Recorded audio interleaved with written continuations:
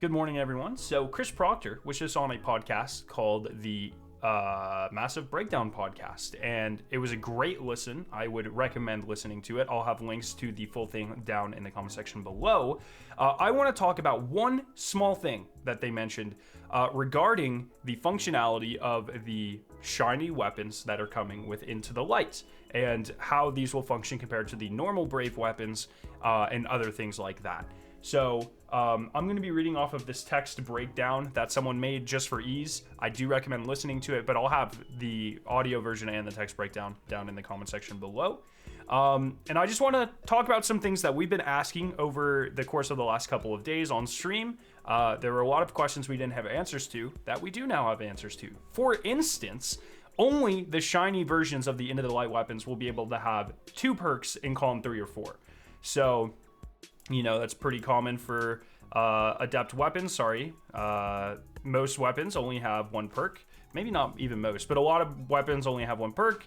But nowadays, I don't even know if I have an example. Yeah, you can get additional perks. So only the shiny versions of the Into the Light weapons will get additional perks. The non-shiny ones will not, which I know a lot of people were wondering about. The attunements. So whenever you unlock a weapon in Into the Light and you want to farm that weapon specifically, they showed in the live stream that you'll be able to walk up to a specific Shaxx statue within the new social space, and then you'll be able to attune to kind of focus for that weapon specifically. It looks like once it is attuned, onslaught weapons have about a 50% chance for that weapon to drop. So it's not like if you focus for Recluse, every drop you get is not going to be Recluse, but about half the drops you get are going to be Recluse. And I think that's a cool way of doing it. Still, you have to go in there and farm, but it doesn't just hand it to you like crafting. I think that's a really interesting take, and I'm interested to see how it feels for me and how the rest of the community responds to that as well. He also mentioned that the shiny versions of the Brave Arsenal or the Into the Light weapons, they're actually not too rare. And so you'll expect to get a healthy amount of drops while you're naturally playing. And once again, the shiny versions are only available until Final Shape launches, so from April 9th to June 4th. After that, the weapons will still be available. They just won't have the ability to drop with the special shiny bright skin. So that's something I'm really excited for, like a limited time cosmetic grind. I think is really cool. And the fact that, you know, you have chances to get those 2 perks, and so you can get some pretty crazy combinations, and it looks like you'll be able to farm these out pretty readily, which is pretty cool as well. I would like to see them experiment with maybe more rare versions of weapons in the future. So like a master raid version of a weapon that's super rare, but it has like a special shiny cosmetic to get you to go farm.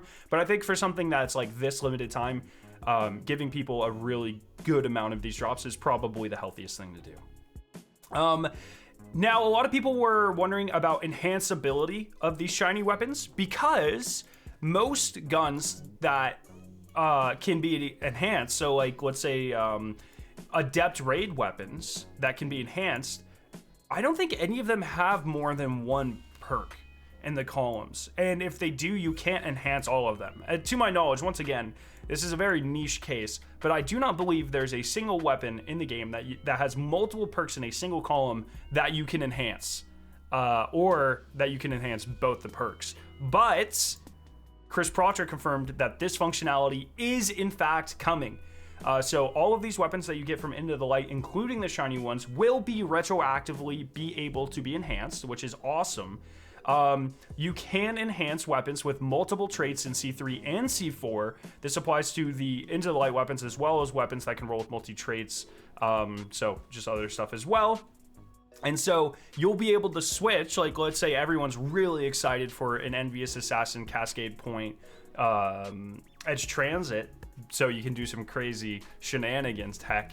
You'll be able to actually enhance both of those and switch between them whenever you want, which is super exciting. I think that's the biggest bombshell here. You'll be able to get a single version of these shiny weapons that has a PvE or a PvP role or both that you want, enhance the whole thing, or you can have enhanced lead from gold and auto-loading holster on the mountaintop, you know, and enhance everything. I think this is going to enable a ton of very crazy build crafting, and I'm very excited about that. Another big piece of information is that on these weapons, however, the shiny weapons that you can enhance, unlike raid weapons, the barrels, the magazines, and the masterwork will not be able to be changed or crafted.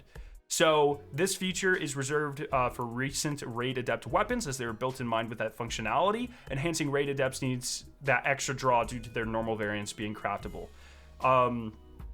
So on these guns, let's say you get this shiny mountaintop to drop, you will be able to enhance impulse amplifier and auto-loading holster and vorpal and frenzy, but the masterwork is stuck at reload.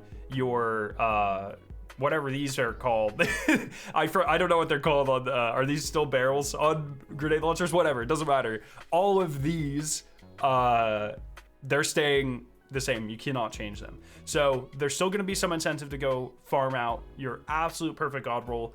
Chris Proctor made it sound like they're just going to be raining, like you'll get a lot of these shiny versions, but you won't be able to change them. So that's an interesting decision.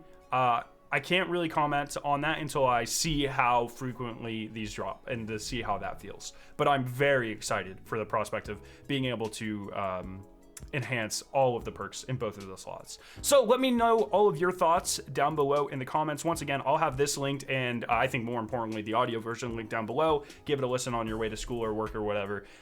Yeah, thank you guys so much for listening. I'm very excited for Into the Light. Have a great day. I'll see you soon. Peace out.